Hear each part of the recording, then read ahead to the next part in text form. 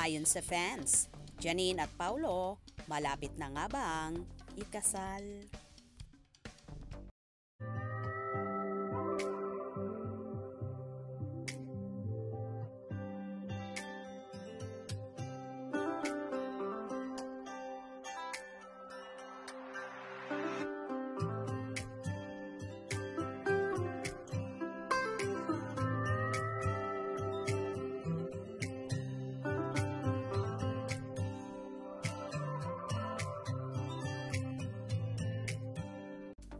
Kahit nga matunog at maingay ang Kim Pao tandem, nina Kim Chiu at Paulo Avellino ay hindi pa rin nawawala ng pag-asa at bumibitaw ang mga fans.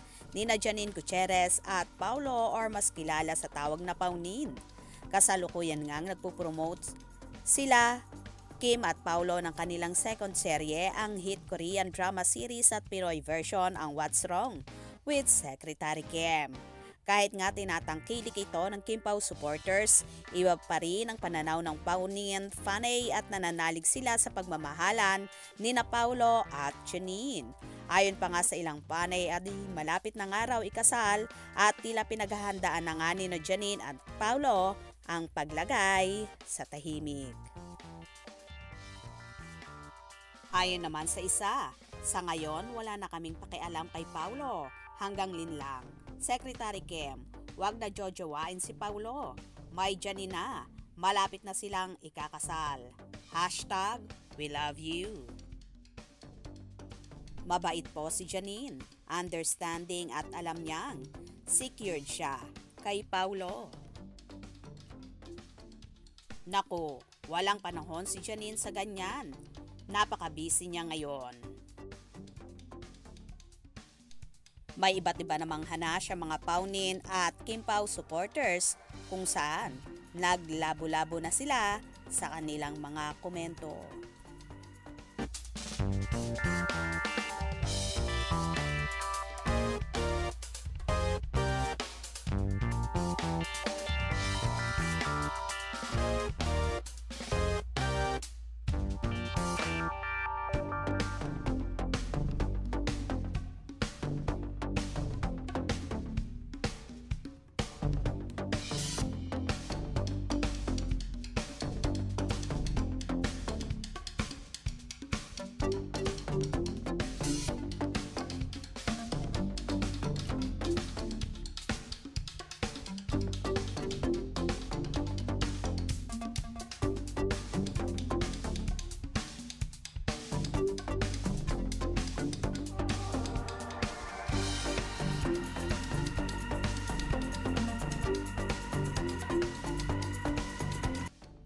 Well, kung totoo man yan, na pinaghahandaan na ni na Janine at Paulo ang kanilang pag-iisang dibdib at pagbuo ng sariling pamilya, abay maganda yan.